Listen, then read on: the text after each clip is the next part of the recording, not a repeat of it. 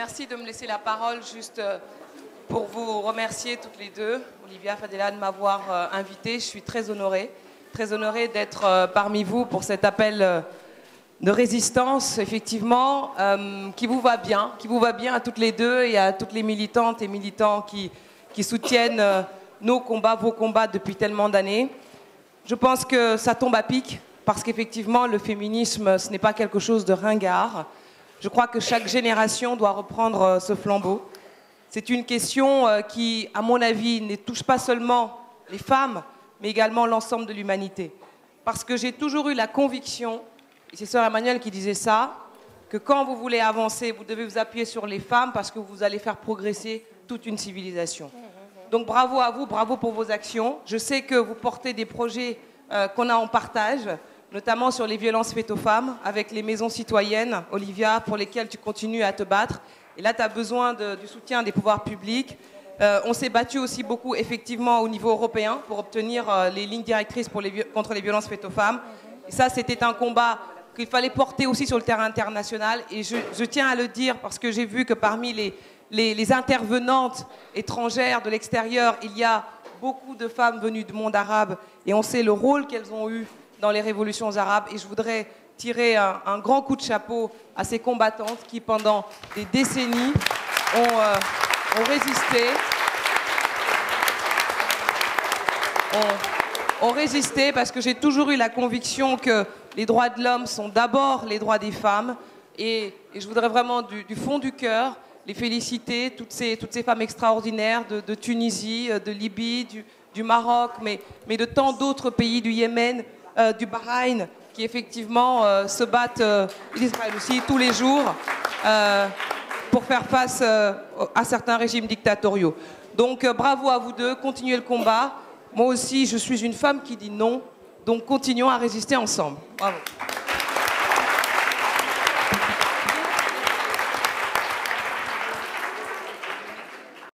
Ce que les femmes veulent, avec 5 autres témoins, et puis un commentaire final de Corinne Lepage, qui est candidate à l'élection présidentielle. Sophie Robert, on commence avec vous. Vous êtes documentariste, n'est-ce pas? Vous avez réalisé le mur, comme je le disais tout à l'heure, sur l'autisme, sur la psychanalyse. Et il est vrai qu'il avait fait grand bruit, ce documentaire, lors de sa sortie. Quelle est la problématique que vous voulez soulever aujourd'hui, en sachant bien sûr que c'est très court et que vous nous faites une proposition finale? Merci. Une des explications que je peux vous proposer du conservatisme récurrent en France par rapport à la position des femmes dans la société, il y a la place unique de la psychanalyse dans la société française. Alors moi je suis documentariste et d'ailleurs j'ai voulu être psychanalyste quand j'étais jeune, il y a très longtemps, et j'ai voulu à partir de 2008 faire un documentaire sur la psychanalyse pour savoir où ils en étaient aujourd'hui. Parce que la psychanalyse, c'est pas seulement aller voir quelqu'un pour parler de soi, ce qui est très bien, c'est aussi et avant tout une théorie sexuelle. C'est une vision très particulière de la sexualité et la conviction que cette sexualité, et notamment la place des femmes notamment dans cette théorie sexuelle, explique les troubles psychiques. Et donc, je suis partie de ce postulat qu'en fait, la plupart des gens en France, même si la psychanalyse est omniprésente, les gens ne savent pas où ils en sont. Et je me posais sincèrement la question de savoir, vous en êtes où aujourd'hui de votre théorie sexuelle, qui a été créée par un homme qui est né au milieu du 19e siècle et qui a été renforcée par un homme qui est né au début du 20e siècle. Et j'ai découvert qu'en fait, la psychanalyse a continué je pensais avoir évolué, n'avait pas évolué, et s'est cristallisée sur des dogmes sexuels pour lequel la femme est considérée comme l'alpha et l'oméga de tout ce qui va de travers dans la psyché humaine. Donc, si je vous les résume, d'abord, l'inconscient est censé être phallique, l'inconscient est censé ne comporter que du masculin, et Freud avait la conviction qu'il y avait un problème entre l'anatomie féminine et l'inconscient. Et il y a Jacques Lacan, qui est le plus célèbre des psychanalystes français, qui au début du XXe siècle a considéré que ce hiatus entre l'inconscient de la femme n'existant pas, d'après les credos lacaniens, et l'anatomie féminine, était générateur de psychose. Voilà. Et donc, ces théories-là, j'ai découvert au cours de mon travail qu'elles avaient une existence pérenne, et qu'elles avaient un poids énorme dans la pédopsychiatrie aujourd'hui. Vous avez en France la plupart des psychiatres et des psychologues. Mesdames, s'il vous plaît. Merci beaucoup. la plupart des psychiatres et des psychologues, on va dire aujourd'hui c'est plutôt 80%, 80-90% des psychiatres et des psychologues qui exercent dans les institutions et notamment en pédopsychiatrie ont un double cursus des psychanalyses.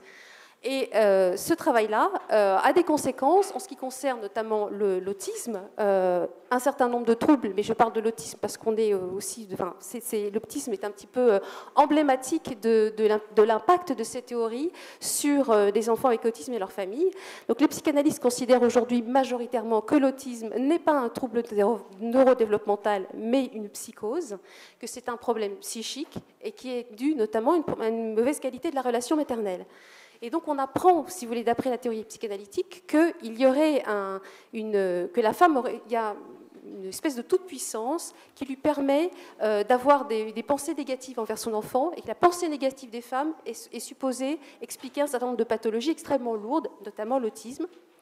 On apprend également, tout cela étant basé sur des concepts théoriques de Freud et Lacan et de bien d'autres théoriciens, que l'inconscient donc est masculin, la femme étant d'anatomie féminine, elle serait hantée par le désir de trouver un substitut du phallus. L'enfant est censé être le substitut du phallus dont elle a été privée en naissant fille, et donc la maternité serait une recherche de substitut phallique, avec l'idée que la femme est dans une fusion incestueuse avec son enfant et qu'elle ne veut pas s'en débarrasser. Voilà.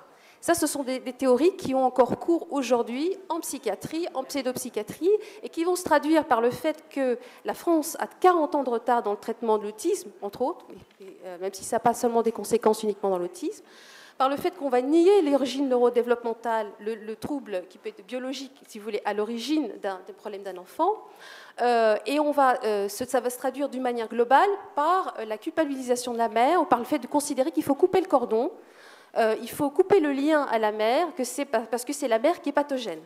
Ça se traduit par une institutionnalisation extrêmement fréquente et dominante des enfants, une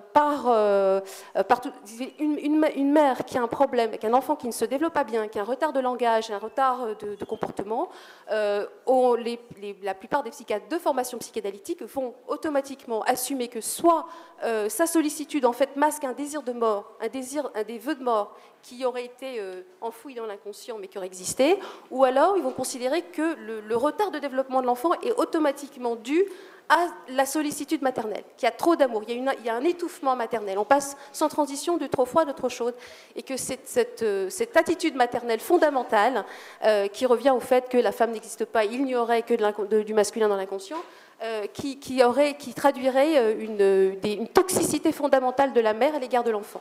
En conclusion, voilà. Sophie. En conclusion, je pense qu'il est grand temps que la société française se pose des questions du contenu des théories psychanalytiques, de ce qui se passe réellement, parce que j'ai interviewé des gens qui rejettent la science et qui rejettent la médecine, alors même qu'ils sont médecins. Ça pose un vrai problème de société, et je pense que l'influence, d'autant plus influente qu'elle est souterraine, qu'elle est un petit peu occulte de théories psychanalytiques sur la pédopsychiatrie, a des conséquences délétères, et il est grand temps qu'on sache exactement de quoi il retourne pour prendre de bonnes décisions. Merci beaucoup, Sophie Robert. On va donner la parole maintenant à Marie-Lise Sambla. Elle est présidente du réseau Aster International. Elle va nous parler des femmes en milieu rural, du déficit notamment de soins, la fermeture aussi des maternités. C'est un sujet dont on parle en fait assez peu ou trop peu. Et je pense que c'est une bonne chose, effectivement, que vous soyez là pour nous apporter un petit développement.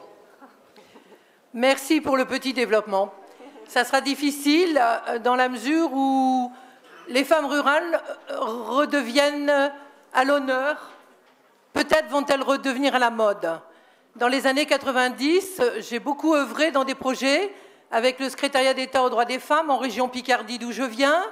Les lois Pasqua et de l'aménagement du territoire ont permis des tas de travaux sur la place des femmes dans le développement local et l'aménagement du territoire.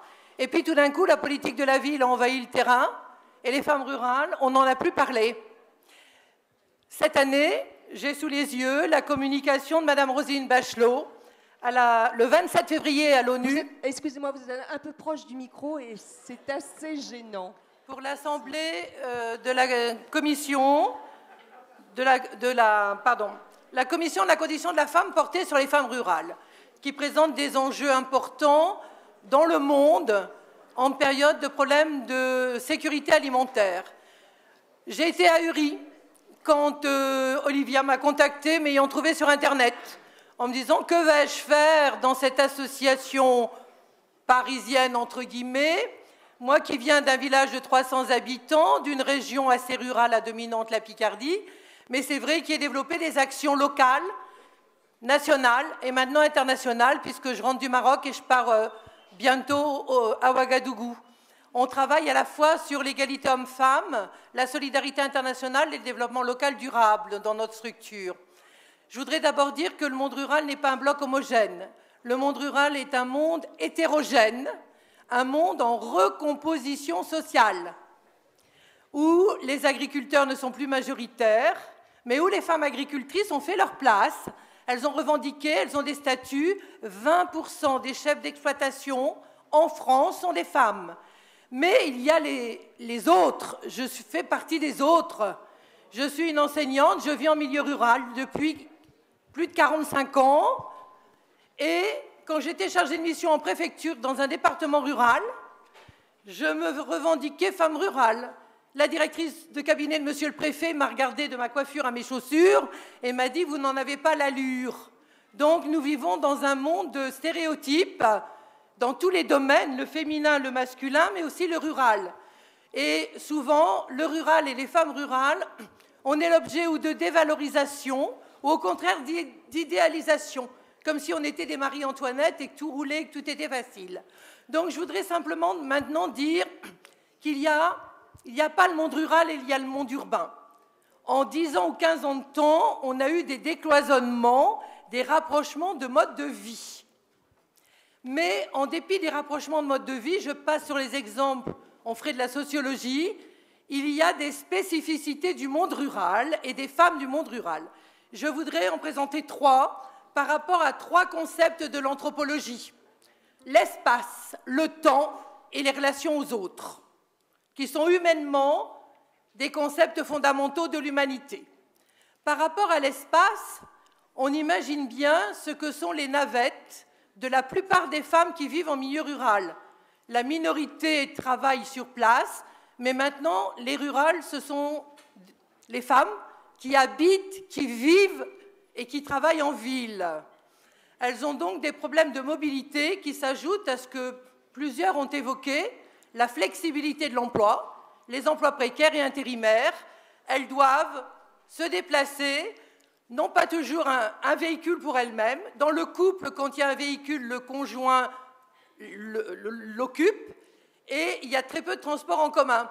Dans le village où j'habite, un bus à 7 h le matin, un à 19 h le soir. On fait quoi pour aller faire des courses si on n'a pas de véhicule et pas de permis? Encore beaucoup de femmes n'ont pas de permis. Donc, première revendication, développer les transports en commun dans les zones rurales. Ça fait 20 ans qu'on en parle. On en parle et il y a peu de réponses véritablement structurées. Deuxièmement, le temps. Le temps, on a évoqué à plusieurs reprises, 2 intervenants ont parlé de la conciliation. On a beaucoup parlé de la conciliation vie familiale, vie professionnelle. Moi, je préfère parler de l'articulation des temps plutôt que de la conciliation. Pourquoi? La conciliation renvoie les femmes à elles-mêmes. Débrouillez-vous, madame. Soyez organisés, comptez sur l'environnement. L'articulation des temps de vie, c'est une prise en charge sociale, c'est une prise en charge de la société et des bureaux des temps, vous en connaissez. C'est venu des Italiens il y a 20 ou 30 ans. On a des bureaux des temps à Paris, à Rennes, à Saint-Denis et dans d'autres villes. Je connais un exemple de bureau des temps qui a essayé de se créer dans des cantons ruraux de Normandie qui n'a pas abouti. À quand l'articulation des temps pour les femmes urbaines, pour les femmes rurales, qui ont elles aussi difficile accès aux services. Il ne faut quand même pas croire qu'on est au Moyen-Âge.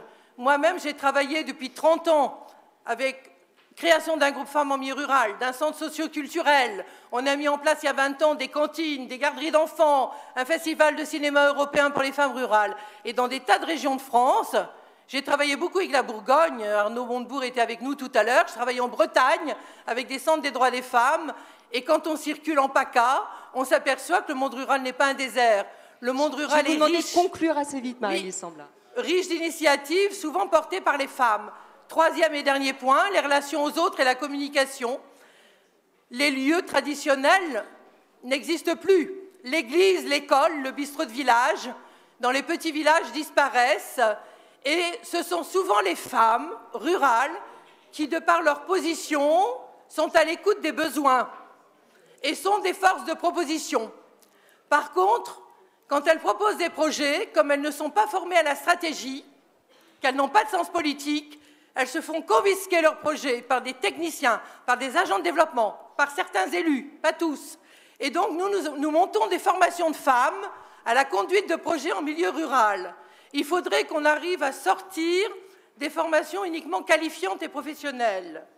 Si on veut travailler sur le long terme, il faut essayer de trouver des financements, c'est la revendication que je ferai, pour des formations de femmes à la prise de confiance en soi, à la mobilisation locale dans les projets, à la prise de parole en public, et que donc les femmes rurales, quand elles proposent des projets, elles ne se les fassent pas détourner, mais qu'elles soient elles-mêmes non pas des actrices actives. J'ai entendu en Europe et au Québec qu'on était des actrices actives. Les hommes... Marie-Lise, oui, pardon, je finis. ouais. Les hommes ne sont pas des acteurs actifs. Il n'y a pas de redondance pour les hommes. Donc la revendication, c'est la mise en place de formations, de remobilisation, de dynamisation et de conduite de projets et d'initiatives économiques et sociales des femmes rurales. Bravo. En tout cas, la prise de parole publique, vous la connaissez, vous, hein? Bonne oratrice.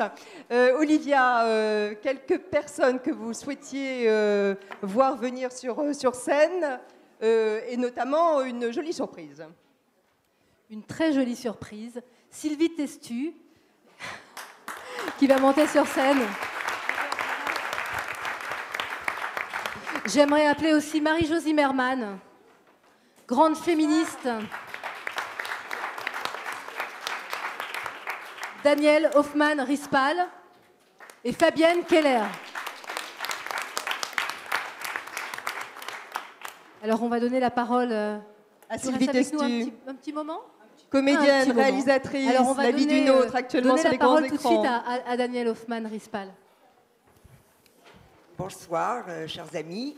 Il s'avère que je suis la députée de la circonscription, là où vous êtes ce soir. Et j'ai traversé Paris pour venir vous faire un petit coucou, parce que je ne pouvais pas venir, et je vais vous expliquer pourquoi, même si je dois repartir à la réunion que j'anime sur une autre question importante, qui est celle de la perte d'autonomie des personnes âgées. Ça va mieux? Oui. Bon. J'ai rencontré Olivia, comme Marie-Jo, je pense, lorsque nous siégions toutes les deux dans la mission des violences faites aux femmes à l'Assemblée. Et c'est vrai que ton discours, c'est vrai que ton approche nous a séduits. Et je crois que c'est pour ça que je suis là ce soir, parce que tu disais un certain nombre de choses intéressantes. Alors, par rapport aux propos que j'ai entendus depuis le début de la soirée, en 3 mots, j'ai signé 3 courriers aujourd'hui sur des femmes qui ont subi des violences et qui vont être expulsées compte tenu de la fin de la trêve hivernale. Qui vont être expulsées compte tenu de la fin de la trêve hivernale dans les jours à venir. La question des familles monoparentales a été abordée, mais je tiens beaucoup aussi à ce qu'on s'occupe vraiment de ces violences faites aux femmes, qu'on fasse appliquer la loi que nous avons votée, parce que lorsque le mec il bat, il s'en va et il laisse le bail à sa femme. Je suis aujourd'hui, j'ai des situations dans Paris absolument catastrophiques, et c'est vrai que la loi est encore très mal connue et qu'il faut avancer. Dans tout ce que vous avez dit, je souhaiterais qu'on ajoute aussi un mot sur ces jeunes femmes. Moi, je le vois dans les quartiers difficiles, y compris à Belleville, sur ces jeunes femmes qui n'ont pas beaucoup d'éléments concernant la sexualité. On a le sentiment aujourd'hui, parce que nous sommes une génération un peu plus âgée que certaines d'entre vous, que beaucoup de femmes sont libérées, que beaucoup de femmes savent beaucoup de choses. L'IVG, ça a bientôt 40 ans, la contraception aussi. Et pourtant, vous verriez le nombre de gamines en difficulté, y compris avec des MST qui reviennent aujourd'hui dans nos quartiers en difficulté, je crois que c'est un point qu'il ne faut pas oublier. Vous avez parlé des groupes de parole, ma chère madame, tout à l'heure. Il s'avère que quand j'étais une jeune militante socialiste dans cet arrondissement, j'animais des groupes de parole, parce que je viens moi aussi d'un milieu, en 2 mots, j'avais dit à Olivia que je ferais très vite, mais je voulais témoigner. Moi, je suis vendeuse comptable d'un quartier qui s'appelle Le Sentier à Paris. La vente, la comptabilité, un milieu vachement macho, très conservateur. Et je peux vous dire que quand il y a 40 ans, j'ai commencé à faire de la politique dans ce milieu, on me regardait avec des yeux. Et je vais vous donner 2 exemples. Faire une campagne électorale, vous savez, dans le public, on a 8 jours de disponibilité. Allez expliquer à votre taulier en pleine saison que vous devez prendre 8 jours pour faire une campagne électorale. Alors moi, je me bats depuis 40 ans maintenant pour qu'on soit toutes et tous des citoyennes et des citoyens à part entière, que chacun accède à des responsabilités politiques, parce que je continue de penser que la politique ne doit pas être réservée à quelques, je vais me faire des ennemis, énarques entre guillemets. Je crois que ça concerne tout le monde. Je crois que l'engagement dans les partis politiques est indispensable pour changer la société. Et la résistance, elle ne se fait pas qu'en parole, elle se fait en acte. Et l'acte, c'est de militer pour changer profondément notre société. Merci beaucoup. Je suis moi, par contre, Chantal, excuse-moi, mais je suis pour le mot parentalité. Mais je pense que Michel André aura l'occasion d'y revenir. Je suis la marraine d'honneur d'une association qui s'appelle Socialisme et homosexualité depuis 1985 et ça fait donc bientôt 30 ans que je défends cette cause et mon candidat la défend enfin. Merci de ce témoignage personnel et à la fois politique. À vous. Voilà, alors merci beaucoup d'abord à Olivia de m'avoir conviée parce que c'est vrai que j'irai, je ne sais pas si Daniel va me donner ce label, mais j'étais un petit peu la gardienne du temple à l'Assemblée nationale lorsqu'en 2002, j'ai été élue à la délégation aux droits des femmes. On avait imaginé effectivement que Marie-Jo Zimmermann était quelqu'un de très docile, de très, très gentil. Oui, voilà. Mal vous connaître. Fabienne a compris qu'effectivement, 10 ans après, je dirais que non seulement je n'ai pas été docile, mais quand je lis Appel à la résistance, je crois que j'ai fait de la résistance. C'est vrai que dans le parti politique dans lequel je suis, le droit des femmes, ce n'était pas quelque chose d'acquis au départ. Et j'ai réussi dans cette délégation d'abord à avoir un climat extraordinaire avec, et je salue celle qui m'a beaucoup aidée également au niveau du Sénat, Michel André, et avec laquelle j'ai très bien travaillé également. Je crois, si vous voulez, que j'avais compris très rapidement en 2002 que mon premier objectif, c'était d'abord de respecter la loi qui avait été votée en 2001 sur l'égalité professionnelle. Et lorsque j'entendais Laurence Legault, là aussi, je crois que j'ai toujours, pendant les 10 ans pendant lesquels j'ai présidé cette délégation, d'abord travaillé de concert avec toutes mes collègues et tous mes collègues parlementaires. Et je suis fière ce soir de dire que tous les rapports que j'ai présentés à la délégation ont toujours été votés à l'unanimité. Pourquoi? Tout simplement parce que mon combat, ce n'était pas le combat politique que je menais, c'était le combat pour les femmes. C'était au moment des lois sur l'égalité salariale, lorsque tout à l'heure quelqu'un évoquait notamment la parité dans les conseils d'administration, c'est une chose. Mais également en 2006, lorsque j'avais fait passer les amendements sur les conseils d'administration, sur les organisations syndicales, sur les listes dans les élections prud'homales, ça a été une résistance que j'ai faite. Je peux vous assurer que le combat a été rude. Et alors, le combat le plus dur, ça a été lorsque, effectivement, on a rejeté mes amendements, le Conseil constitutionnel a rejeté mes articles, et qu'on est passé à la réforme constitutionnelle. Et là, ça a été aussi un combat contre le gouvernement, parce qu'aujourd'hui, effectivement, on peut légiférer à la fois sur la parité en politique, mais également sur les responsabilités professionnelles, sur les responsabilités sociales. Donc je dirais qu'on a posé des bases. On a posé des bases, on a été les gardiennes du temple des lois qui avaient été votées en 2001, parce que chaque fois que l'on évoque l'égalité salariale, j'évoque la loi Génisson. J'évoque la loi qui a posé les vraies bases de l'égalité professionnelle, à savoir les écrits, le noir sur blanc, le rapport de situation comparée.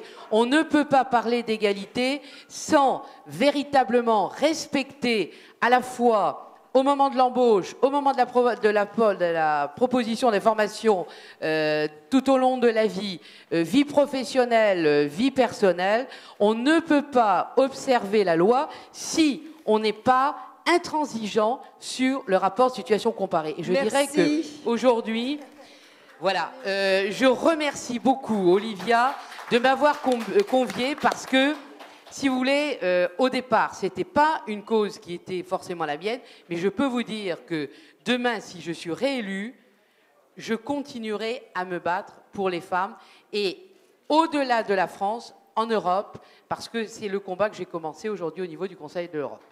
Félicitations. Maintenant, un petit mot de la comédienne. Bon, on espère qu'elle sera réélue avec tout ce que vous venez de dire. Ça me donne très envie. Alors moi, bonsoir, je suis très contente qu'Olivia m'ait demandé de venir. Elle me disait, ah bah tiens, vous me faites penser à des femmes libres et j'espère l'être, j'espère pouvoir le rester. Et en fait, il y a une chose un jour qui m'a... Je me suis dit, c'est quand même ancré dans la culture. J'ai l'air d'avoir du courage comme ça, et puis on me dit... T'as des couilles, toi? Et je dis, bah non, j'en ai pas, j'ai du courage. Et le jour où les gens vont finir par admettre que je n'en ai pas, mais que j'ai du courage, je pense qu'on aura gagné une bonne chose. Oh, super. Bravo. Mais ça commence très tôt. Moi, j'ai écrit un bouquin qui s'appelle Gamine, donc ça commence très très tôt. Et c'est l'affaire des hommes, mais aussi l'affaire des femmes. On était 3 petites filles. Et la plus libre des 3, c'était moi. Et donc, j'étais le garçon manqué. Bah oui. Dans ce que j'entendais, j'étais donc le garçon raté, donc devenu une fille. Donc, ça m'était insupportable. Et plus on m'a dit ça, et plus j'étais offensive. Et donc, maintenant, il paraît que je vis une vie d'homme. Donc, je me demande à quel moment je vais devoir me raser pour montrer que je suis vraiment quelqu'un de libre. Et j'espère pouvoir rester un esprit libre dans une société qui n'aura pas trop de conventions contre moi et que je ne serai pas obligée d'être offensive. Donc je compte sur vous qui avez posé des bases et j'espère qu'on ne repartira pas en arrière. Voilà. Merci Sylvie, merci. Sylvie Testu. Il y a un texte que j'aime beaucoup, que j'avais apporté mais qui est vachement long, puis en plus j'ai le trac donc je ne vais pas réussir à le lire sans bafouiller. Mais c'est King Kong Theory de Virginie Despentes. Hein, où elle explique comme ça qu'elle se fait tout le temps engueuler, que quand elle baise bien, c'est une pute, quand elle baise mal, elle est frigide, que quand elle gueule, elle est frustrée, que quand elle gueule pas, eh ben en fait elle est trop introvertie, en fait elle dit je sais plus comment me comporter, en fait je suis juste une fille. Et du coup elle est assez ulcérée, elle dit qu'elle écrit ça pour les nanas, mais aussi pour les hommes qui ont l'impression qu'ils sont pas au niveau de ce qu'on leur demande. Donc autant vivre tranquillement et je vous le conseille son bouquin. Allez, rapidement, les 2 autres gardiennes du temple. Michel André. Je suis une très ancienne gardienne du temple féministe et du temple politique au Parti socialiste. Et j'ai fait un parcours, en fait, à la fois de délégué régional, droit des femmes dans ma région Auvergne. Marie-Lise Sambla a fait ce parcours également. En 1988, j'ai lancé au secrétariat d'État droit des femmes la première campagne pour attirer l'attention de l'opinion publique sur la problématique des violences dans les couples. Et depuis, il n'y a jamais eu de cesse sur cette question et on a fait comprendre à tous que oui, ça existe dans tous les milieux et qu'il faut éradiquer cela parce que cette violence-là, elle se transporte. Elle se transporte dans la rue, à l'école et nous sommes là devant un des problèmes les plus graves qui existent dans notre société aujourd'hui. Gardienne, je le suis redevenue quand au Sénat, on m'a confié la présidence de la délégation aux droits des femmes. Et 3 années passionnantes, au cours desquelles j'ai eu l'occasion effectivement de travailler avec Marie-Jo Zimmermann. Nous ne sommes pas du même parti, moi je suis au Parti socialiste, et nous avons lutté ensemble, malheureusement perdu la partie, contre le secrétaire d'État aux collectivités territoriales sur la parité en politique pour cet élu bizarre qui est arrivé, le conseiller territorial qui est à la fois conseiller général et régional, et dans lequel nous avons perdu la partie de la parité. Ça a été un combat très difficile. Marie-Jo avait averti le secrétaire d'État que s'il n'arrivait pas à régler ce problème, ça lui coûterait cher. Au Sénat, ça nous a apporté beaucoup, sans doute, pas seulement cela, puisque nous avons pu faire la preuve que ce n'était pas le conseiller territorial dont rêvaient les élus de terrain. Voilà, donc gardienne du temple pour toujours et décider à faire que les jeunes femmes se rendent compte qu'il ne faut pas tout à fait lâcher le combat. Parce que les choses qu'on croit acquises, si personne ne les surveille, elles reviennent naturellement à une place qui est la place que d'autres, bien avant nous, ont décidé. Et comme les femmes, nous ne sommes pas encore complètement capables de créer des réseaux entre nous, qui dépassent les clivages politiques. Moi, je le vois bien. C'est ce que disait Sophie de Menton tout à l'heure. C'est loin d'être fait dans les assemblées, croyez-le. On trouve des collègues qui se mettent d'accord pour défendre des grandes causes de toute nature. Pour les femmes, c'est encore difficile. Et les votes, parfois, quand ils sont faits à la délégation, il faut les faire dans l'hémicycle, c'est un peu plus compliqué. Voilà, donc il y a Bel encore exemple beaucoup de à faire. pluralisme ce soir, hein, bravo. Ouais. Un dernier mot, très court, vraiment. Oui, Fabienne Keller, je voudrais simplement témoigner.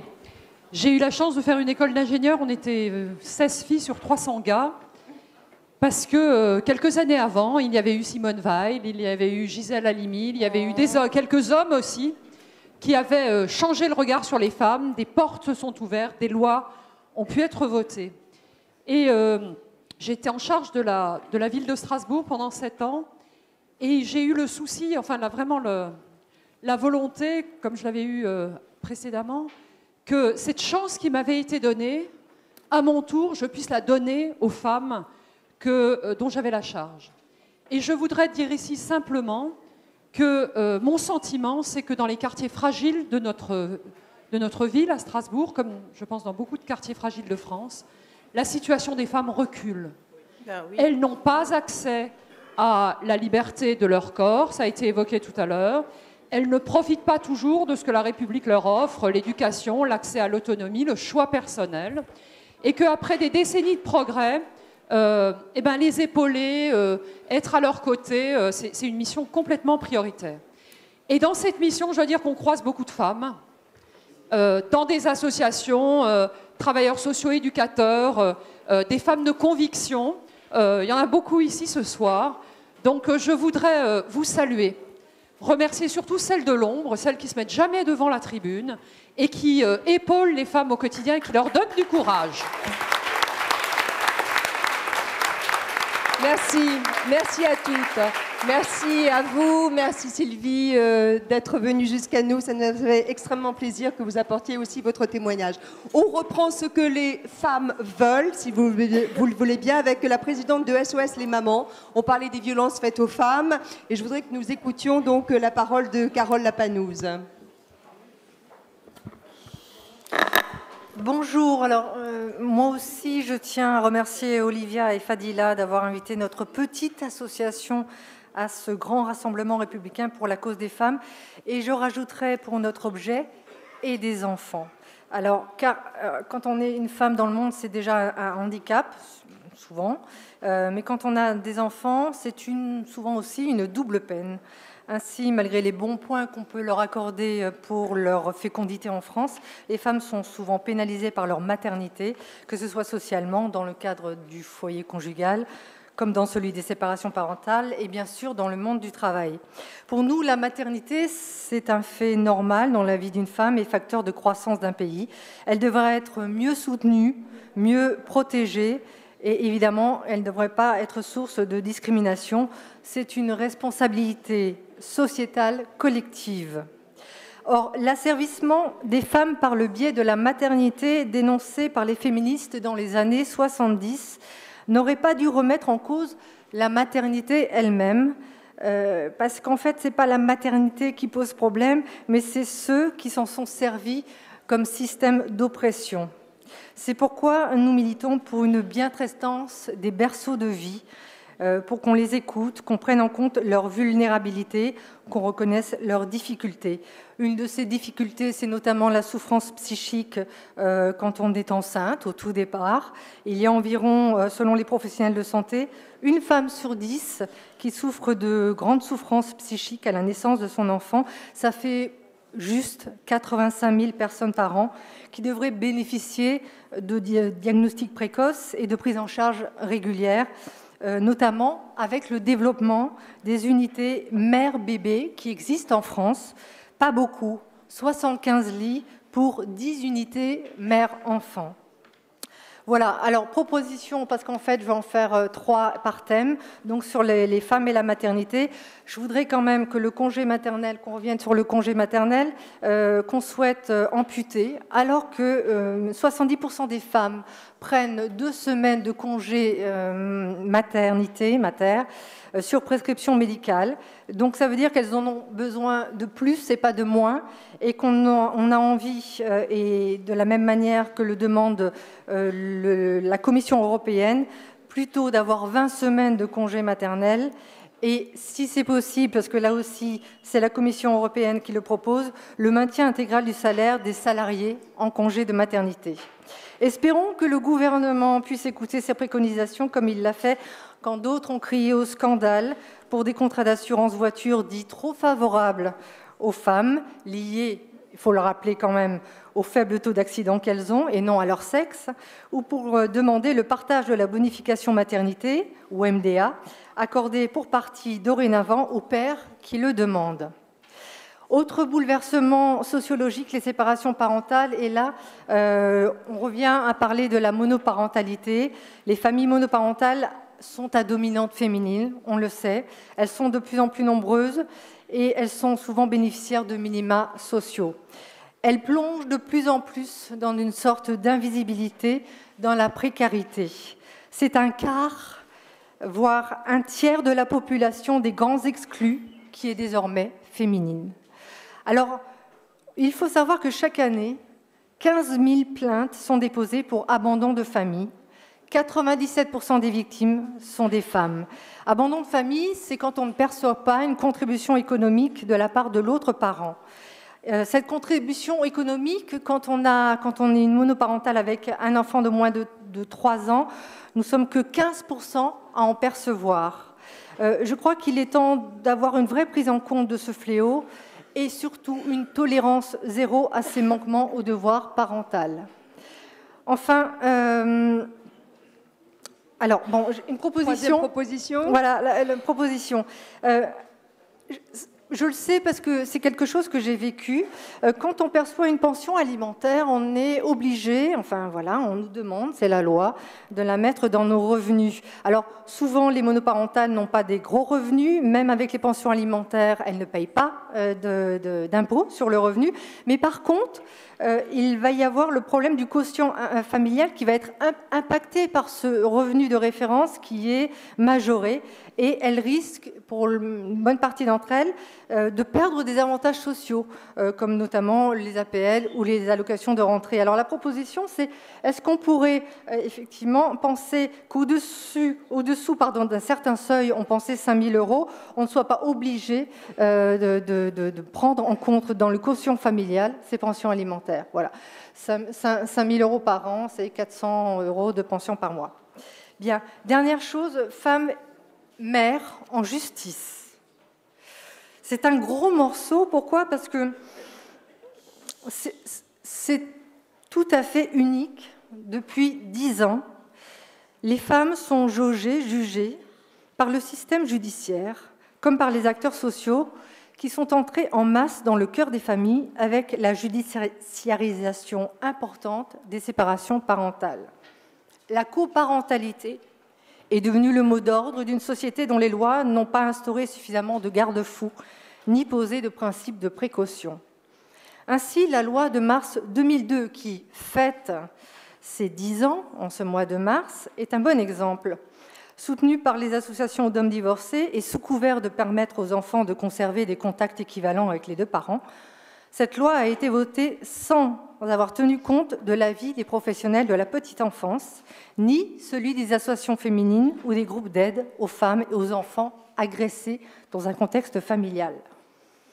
Résultat, des effets pervers, évidemment, notamment l'EVG. Alors, je ne sais pas si vous savez ce que c'est l'EVG. Dites-nous. Voilà. Excusez-moi, parce que j'ai la bouche trop sèche et alors, je parle pas. J'arrive. On est impatient.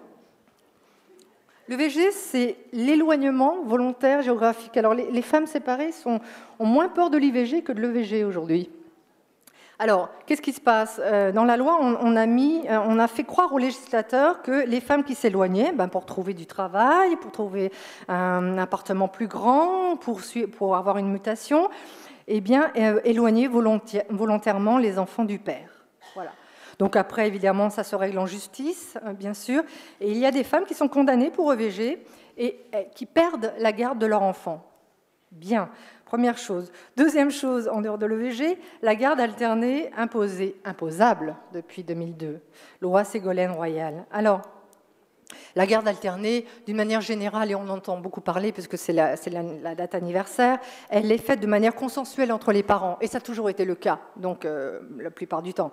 Par contre, elle peut être imposée, et on se retrouve quand même avec des juges dont ce n'est pas vraiment le travail. Hein. Ils ont le code civil dans la main, ils n'ont pas quelque chose qui parle de la psychologie de l'enfant, ni dans leur formation, ni dans leur désir. D'ailleurs, ce n'est pas leur problème, et c'est normal. Et on se retrouve avec des enfants, des bébés de 4, 6, 8, 12 mois en alternance. Voilà. Donc ça, on vient enfin de voir 10 ans après que ça pose des problèmes pour les petits-enfants. Voilà. Donc il est vraiment temps d'amender cette loi de mars 2002 et de faire en sorte qu'elle ne dépende plus de la subjectivité, dans certains cas de juge des affaires familiales. Et je vous invite à soutenir la proposition de loi d'Henriette Martinez et de Christian Ménard, la 4082, déposée fin 2011, qui vise à protéger l'intérêt des enfants en cas de séparation et qui va justement dans ce sens. Dernière chose, on parle de violence. J'aimerais savoir si on doit attendre 10 ans aussi pour améliorer la loi du 9 juillet 2010 qui justement s'occupe des violences faites aux femmes parce qu'une fois de plus, elle a oublié les enfants.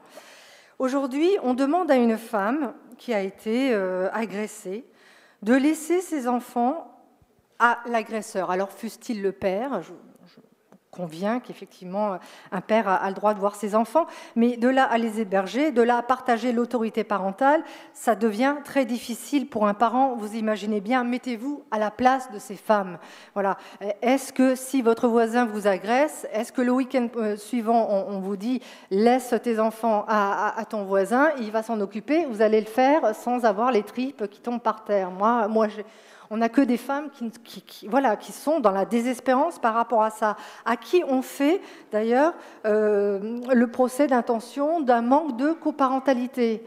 Bon, il y a un moment, je crois qu'il faut arrêter dans le concept de la coparentalité. En conclusion. Voilà, la réalité, c'est que c'est ingérable. Alors, la conclusion, nous, on demande en tous les cas que, pas toute seule, hein, la Fédération nationale Solidarité Femmes le fait aussi, qu'il y ait une restriction des droits de visite du parent auteur de violences conjugales, que ça soit inscrit dans le Code civil, donc que la loi de 2010 aille plus loin, avec une suspension de l'autorité parentale, qu'il n'ait plus le droit d'hébergement pour ses enfants, pour une période minimale de 2 ans, avec obligation de soins pour l'agresseur et un soutien psychologique pour les enfants. Voilà. Pour en terminer tout vraiment la fin. Vraiment, oui. Je vous invite à soutenir notre association qui est toute petite, qui n'a pas de subvention, peu de moyens, mais voilà, des résistantes. Un peu de pub. Voilà, des résistantes, et on est un peu des résistantes. Et puis, je vous invite toutes et tous à découvrir au mois de novembre, à la mairie du 2e arrondissement, l'exposition Désenfantés, où vous découvrirez ces femmes qui ne sont pas maltraitantes, qui sont comme vous, comme moi, qui n'ont même pas été topées pour un feu rouge dans leur vie, et à qui on enlève la garde des enfants. Et peut-être que ça permettra de remettre un petit peu en question ce qui se passe au niveau de la justice et au niveau des mères, qui sont, en majorité, absolument pas contre le lien père-enfant. Voilà. Merci. Carole Lapanouse, présidente de SOS Les Mamans. Je voudrais qu'on termine ce premier débat, cette première longue table ronde, avec vous, Céline Gréco. Vous n'êtes pas encore intervenue, vous êtes médecin, vous êtes interne, et vous allez évoquer donc la problématique, on en a déjà un tout petit peu parlé, de la maltraitance des enfants. Bonsoir à tous. Donc oui, effectivement, je voudrais vous parler ce soir du combat que j'ai décidé de mener contre la maltraitance faite aux enfants. Ce combat n'est pas innocent. J'ai moi-même subi des graves maltraitances intrafamiliales pendant 14 ans, 14 longues années de terreur pendant lesquelles j'ai attendu vainement qu'un médecin, qu'un adulte, qu'un professeur me tende la main, jusqu'à ce que ma route croise celle d'une infirmière scolaire qui m'a sauvé la vie et à qui je dois tout. Ce parcours difficile m'a permis de mesurer pleinement les failles du système et aujourd'hui, en tant que médecin, je me dois de me battre pour faire changer les choses. Combattre la maltraitance des enfants, c'est aussi aider les femmes, ces mères qui, comme la mienne, ne peuvent pas, ne savent pas comment aider et venir en aide à leurs enfants, tant elles ont été rabaissées, soumises par des années d'humiliation. Aujourd'hui, on estime que 3 enfants décèdent chaque jour des suites de maltraitance. Pourtant, ce sujet reste tabou et aucun gouvernement n'a décidé de prendre pleinement la mesure de ce drame. Les organismes qui sont chargés de recueillir les données en la matière manquent de moyens, ce qui fait qu'on ne dispose d'aucune statistique fiable sur le sujet, ce qui nous empêche de prendre réellement la mesure des chiffres. Ensuite, les internes, les futurs médecins, et je peux en témoigner, ne sont absolument pas formés à repérer. On ne nous apprend pas les signes d'alerte, on ne sait pas quels sont nos droits, quels sont nos devoirs, on ne sait pas à qui s'adresser pour signaler. Ensuite, les médecins scolaires et les infirmières scolaires manquent cruellement. En 2019, 42% des médecins scolaires partiront à la retraite et aujourd'hui, 220 postes sont toujours vacants. Pourtant, ce sont les personnes les mieux placées pour repérer les enfants en souffrance.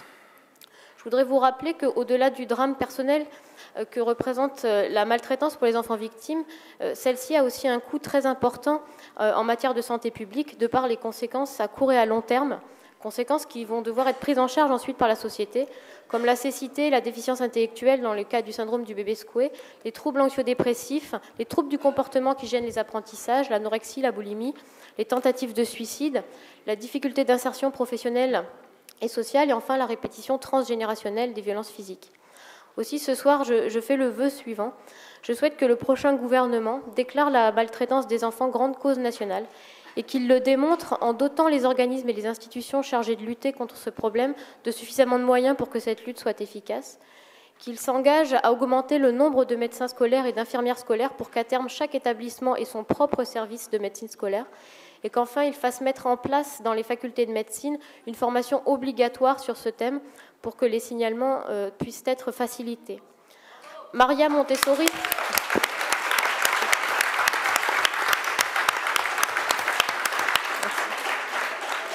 Je terminerai juste par une citation. Maria Montessori nous disait que l'enfant est une personne non seulement digne d'intérêt, mais qui doit être considérée comme l'avenir de notre société.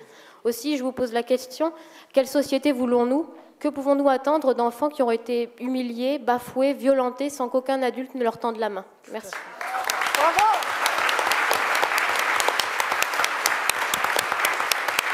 Bravo.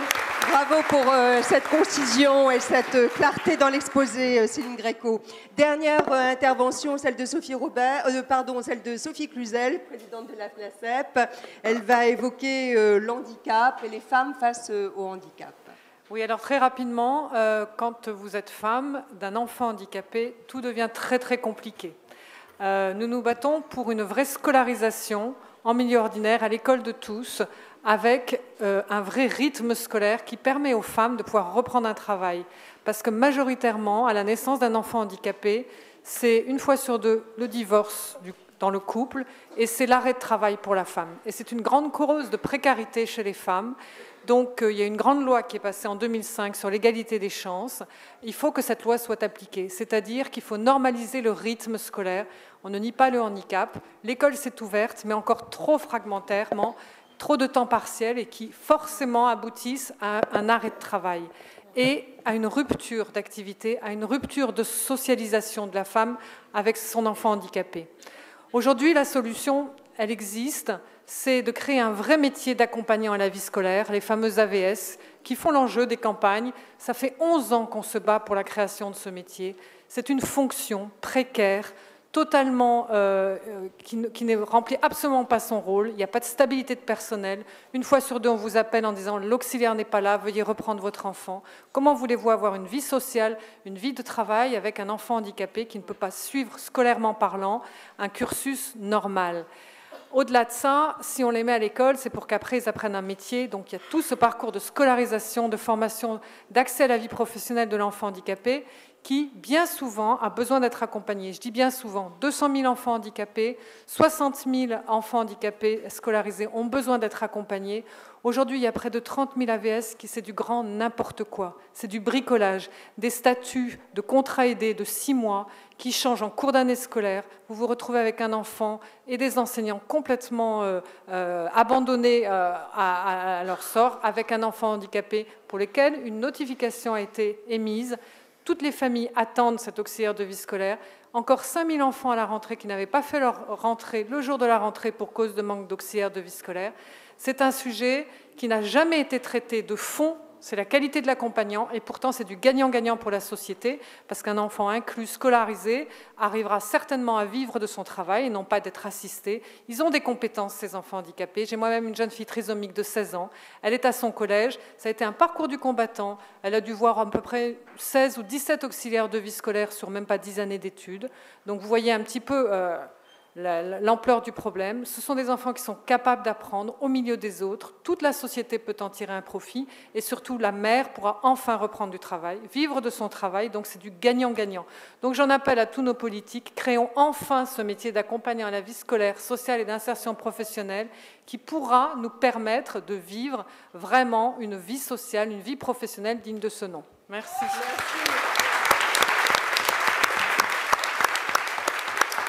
Merci pour la pertinence et la clarté de cet exposé. Corinne Lepage, vous êtes candidate à l'élection présidentielle. Vous avez entendu évidemment tous ces exposés, ces commentaires, ces problématiques. Qu'est-ce que vous en retenez pour l'avenir? D'abord, bonsoir. Merci d'avoir organisé cette manifestation. Même si je n'ai jamais beaucoup d'amour pour la journée de, que ce soit de la femme, que ce soit de l'handicap, de ce que vous voudrez, ce qui permet les 364 autres jours de l'année de penser à autre chose. Je vous remercie d'avoir organisé cette manifestation qui permet effectivement d'aborder le sujet sous toute une série d'aspects. Moi, je suis d'accord avec le titre « La résistance ». Tout à l'heure, un journaliste me disait « c'est quand même beaucoup ». Mais non, je crois que c'est tout à fait justifié. Ce que nous venons d'entendre là montre que face aux aléas de la vie, ce sont les femmes qui sont devant de la scène. C'est elles qui les supportent, beaucoup plus que les hommes. Et ceci vient s'ajouter au reste.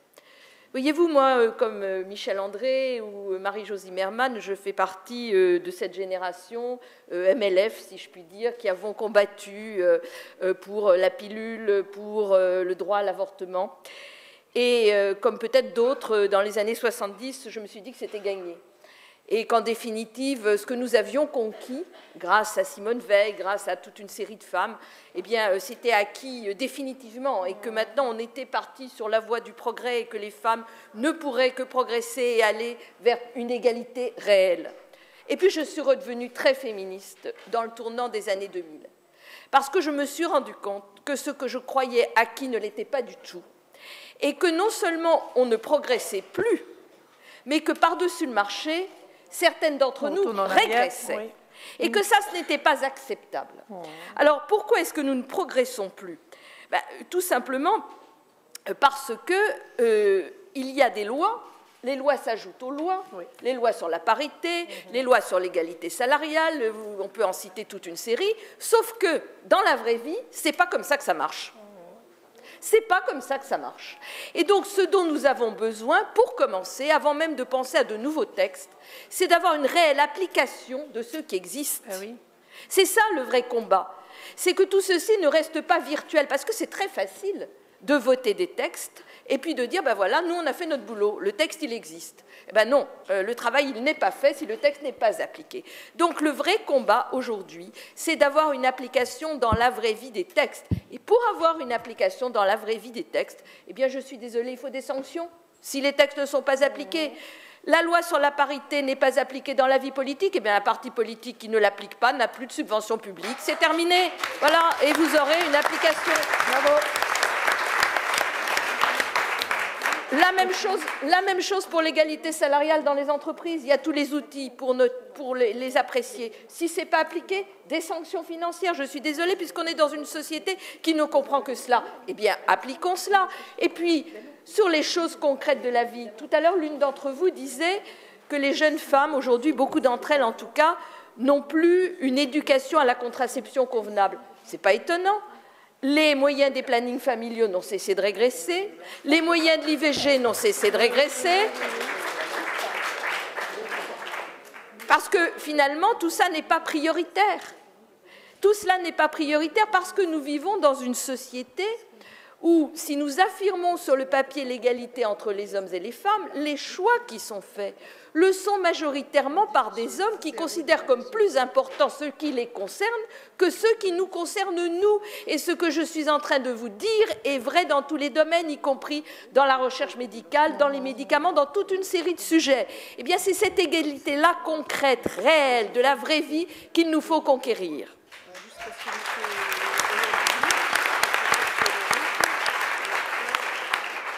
J'ajouterai à cela que ce n'est pas seulement une question de justice et d'égalité. C'est une question de résoudre nos problèmes de société. L'humanité, elle est homme et femme. En France et dans les pays latins, nous avons une tradition qui fait que la vision masculine des choses l'emporte largement sur la vision féminine des choses. Alors on peut bien entendu reparler de Simone de Beauvoir, on n'est pas femme, on le devient, etc. Tout ça c'est peut-être vrai, je n'en sais rien, on peut avoir des visions différentes de ce sujet, mais il y a une réalité concrète, c'est la vie que nous vivons effectivement. Et quand nous regardons les choses sous cet angle-là, eh bien, nous voyons qu'il y a de profondes différences.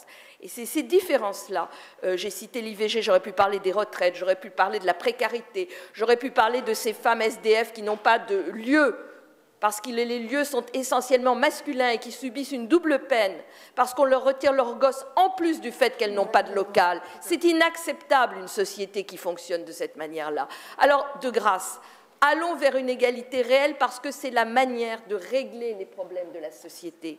Et que les difficultés, le changement de monde dans lequel nous sommes, nous ne parviendrons pas à nous adapter si nous continuons à avoir une vision d'un seul œil, d'une vision myope du monde, au lieu d'avoir une vision avec les deux yeux qui sont ceux de la vision masculine et de la vision féminine.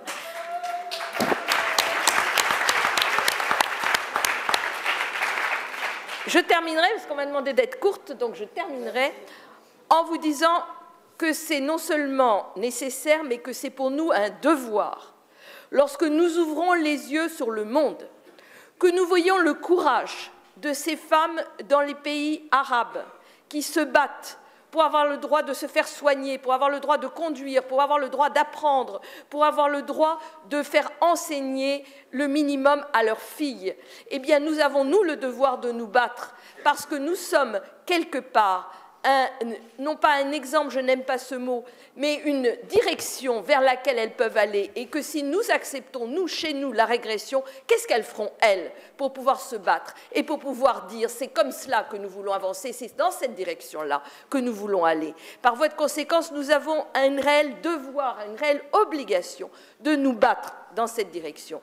Et voilà ce que je pense profondément et les raisons de cet engagement féministe dont je parlais tout à l'heure, qui peut peut-être vous surprendre, mais qui est pour moi quelque chose d'absolument fondamental. Et cet engagement féministe, nous devons le tenir où que nous soyons, politique pour les politiques, femmes d'entreprise pour les femmes d'entreprise avec le plafond de verre, dans le femmes fonctionnaires parce que c'est la même chose et que partout nous devons combattre. Mais si nous nous tenons les pouces, si nous nous entraidons, je suis absolument convaincue que nous reprendrons le flambeau qui a été tenu par celles qui nous ont précédés et qui nous ont permis les conquêtes des années 70. Merci.